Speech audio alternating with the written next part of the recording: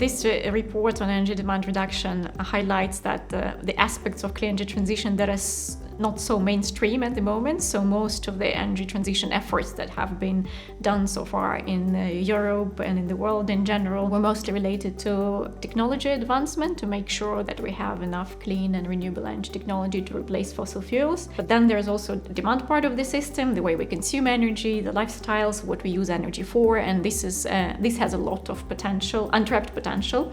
And this basically report is focusing on this part of demand. And as research community, we brought a lot of perspectives from different disciplines, including social science, that is not so common in this clean energy transition field, that highlight what can be done in this energy demand reduction part to make sure that we achieve energy transition goals in line with planetary boundaries and climate goals and in line with our goals for well-being for the citizens. The key message is that we need energy demand reduction strategy in Europe as an integral part of clean energy transition strategy. So what we bring in here with this report, and the key message is this should be extended. Yes, it is important to reduce demand during crisis times in the short term, but in parallel to this, we need to have a long-term demand reduction strategy that would go in line or alongside with a continuation of developing renewable energy technologies. I think in the way we also highlighted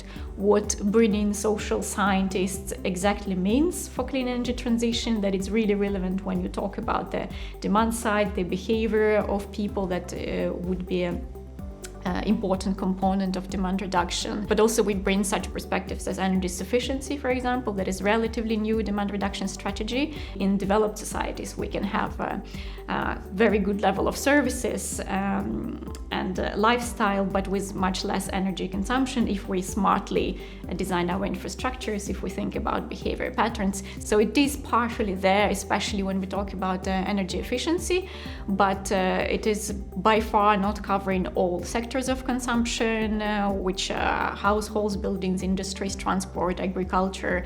So we need a more comprehensive, more coherent strategy that would cover different sectors and interconnections between the sectors. So we also suggest that policies would include specific targets on demand reduction. So we need to have something similar in terms of targets for demand reduction. So it's clear, achievable, and it can be translated on the national member states level. Also, we highlight the importance of bringing this energy sufficiency concept that I mentioned in the policies, and we also highlight the importance of investment in demand reduction, but also the importance of engaging citizens and creating a workable participatory mechanism, that we also make sure that these pathways for demand are designed with inclusion of all people, that is, no one is left behind.